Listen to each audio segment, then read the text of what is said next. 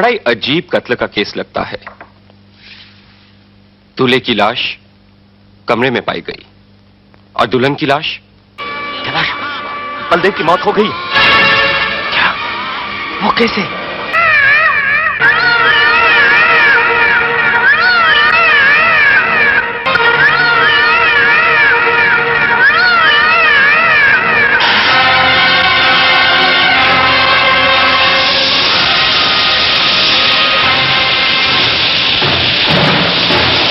आप यकीन के साथ कैसे कह सकते हैं कि वो गुड़िया इनमें नहीं?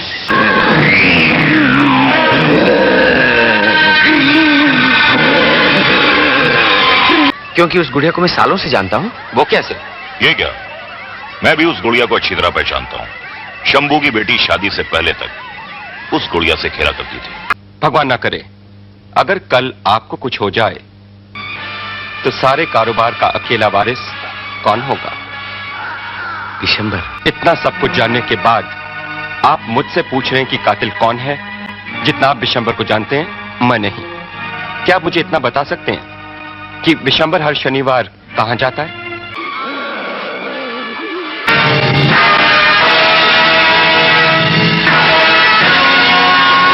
रामसे ब्रदर्स के कुछ हॉरर फिल्में बहुत ही सरल कहानी और कथानक के बावजूद अपने मेकिंग स्टाइल या निर्माण शैली और त्रुटिहीन निर्देशन के कारण मनोरंजक हॉरर मूवी बन गई थी।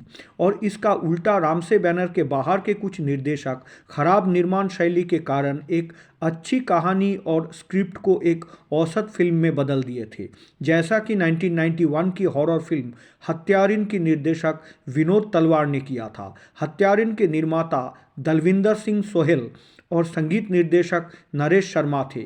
फिल्म की कहानी और स्क्रिप्ट सलीम यूसुफ साहब ने लिखे थे और इसके डायलॉग्स लिखे थे अमृत आर्यन।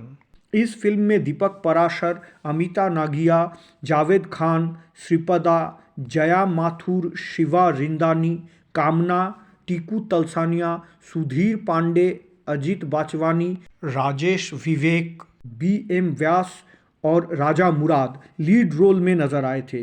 और एक्ट्रेस यमुना ने इस फिल्म में हत्यारन या चुड़ैल का किरदार निभाई थी। फिल्म की शुरुआत 3 दोस्तों और बिजनेस पार्टनर कैलाश, शंभू और विश्वंभर से होती है। शंभू अपने 3 बच्चे गुड़िया, अनीता, राजू और अपने भतीजे बलदेव के साथ रहता है। कैलाश अपनी बेटी जया के साथ रहता है और विश्वंभर अपनी बेटी कविता के साथ रहता है। शंभू की बेटी अनीता इंस्पेक्टर रवि से प्यार करती है और विश्वंभर की बेटी कविता का प्रेमिक विक्की है। शंभू की बेटी गुड़िया की शादी का दिन तय हो जाता है, लेकिन उसी रात एक भयानक घटना घटती है। शादी के आनंद में जब सब मदहोश थे, तभी अचानक सफ़ेद साड़ी पहनी हुई एक रहस्यमयी युवा और विधवा औरत अचानक दुल्हन के कमरे में घुस जाती है और गुड़िया के आँख में आंखें डालकर उसे हिप्नोटाइज या सम्मोहित कर देती है। इसके बाद वो औरत गुड़िया को एक बग्गी में बिठाकर सुनसान जंगल के अंदर चली जाती है। जब गुड़िया हिप्नोटाइज या भ्रम से होश में आती है तो वो खुद को एक भयानक वातावरण और स्थिति में पाती है। उस रहस्यमयी और भयानक विधवा औरत एक कब्र के पास गुड़िया की बलि चढ़ा देती है, जहां कमलाक्ष नाम के एक दुष्ट तांत्रिक का लाश दफनाया हुआ पड़ा है। दूसरी ओर गुड़िया की पति भी शादी घर में एक भयानक खौफनाक बला या हॉरिबल एंटिटी द्वारा मौत के घाट उतार दिया जाता है। किसी को नहीं पता चलता है कि गुड़िया का आखिर क्या हुआ। इसके कुछ दिनों बाद इंस्पेक्टर रवि को गुड़िया का लाश एक ढेर के पास मिलता है और वो शंभू, कैलाश और विश्वंभर को थाने बुलाते हैं इस घटना के तफ्तीश करने के लिए। वो 3 लोग आते हैं, लेकिन रवि उनमें से किसी का भी गुड़िया की मौत से कोई संजोग या संबंध नहीं निकाल पाता है। शंभू, विश्वंभर और कैलाश तीनों गुड़िया और उसके पति के इस मौत से बेहद चिंतित नजर आते हैं। इसके बाद और कुछ मर्डर्स होते हैं। सबसे पहले शंभू के बदमाश भतीजे बलदेव को एक बहुत ही खौफनाक और भयानक दिखने वाली औरत बहुत ही अजीबोगरीब तरीके से मार डालती है। कैलाश की बेटी ने शादी के बाद ससुराल जाते समय देर रात जंगल में अपनी पति की हत्या कर देती है और इसके बाद वो खुद जंगल में पड़े उस तांत्रिक कमलाक्ष के कब्र के पास उस चुड़ैल द्वारा बलि चढ़ा दिया जाता है। इसके बाद एक डॉल शो के अंदर शंभू की भी हत्या हो जाती है। शंभू की मौत और एक के बाद एक ये सारे पारिवारिक हत्याएं या सीरियल किलिंग की ये घटनाएं बाकी बचे दो दोस्तों कैलाश और विश्वंभर के बीच जायदाद और व्यावसायिक साझेदारी को लेकर आपसी शक पैदा कर देती है। इन सभी हत्याओं के जांच करने की जिम्मेदारी इंस्पेक्टर रवि पर आता है और इसी बीच रवि और अनीता की भी शादी तय हो जाती है। जांच करते वक्त रवि को विश्वंभर की बेटी कविता के प्रेमी विक्की से पता चलता है कि विश्वंभर हर शनिवार को अपने एक तांत्रिक गुरुदेव से मिलने जाया करता है। इसके बाद कैलाश का भी एक रहस्यमय और अस्वाभाविक तरीके से मौत हो जाती है। इसके बाद रवि विश्वंभर से उनके तांत्रिक गुरुदेव के बारे में पूछताछ करता है। विश्वंभर के गुरुदेव एक वीराचारी तांत्रिक थे। विश्वंभर रवि को अपने गुरुदेव के पास ले जाता है। शंभू और कैलाश के मौत के बाद रवि का सारा शक विश्वंभर पर ही जाता है। उसे लगता है कि विश्वंभर और उसके तांत्रिक गुरुदेव के मिली भगत से ये सारे हत्याएं हो रही है। फिर विक्की और विश्वंभर की बेटी कविता की शादी के दिन रवि ने तांत्रिक को गिरफ्तार कर लेता है। विश्वंभर की बेटी कविता और उनके पति विक्की का भी उनके सुहाग रात के दिन भयानक तरीके से मौत हो जाती है। इन हत्याओं के पीछे वो खूंखार विधवा औरत की मौजूदगी दिखाई देती है, लेकिन इसके बाद वो चुड़ैल विश्वंभर को भी मार डालती है।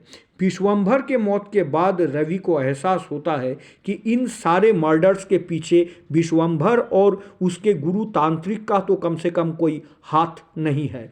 रवि ने उस तांत्रिक को मुक्त कर देता है। तब वो वीराचारी तांत्रिक रवि को बताता है कि इन सारे हत्याओं के पीछे किसी दुष्ट बला या बुरी शक्ति का हाथ है और इस समय रवि और उसकी प्रेमिका अनीता की जान भी खतरे में है। वो वीराचारी तांत्रिक रवि से कहते हैं कि वो इस बुरी शक्ति द्वारा आयोजित सारे हत्याओं के पीछे क्या कारण है ये जानने की कोशिश कर रहे हैं। रवि और अनीता की शादी बिना किसी रुकावट के संपन्न हो, इसके लिए वो वीराचारी तांत्रिक शादी में खुद शामिल होने का फैसला करते हैं।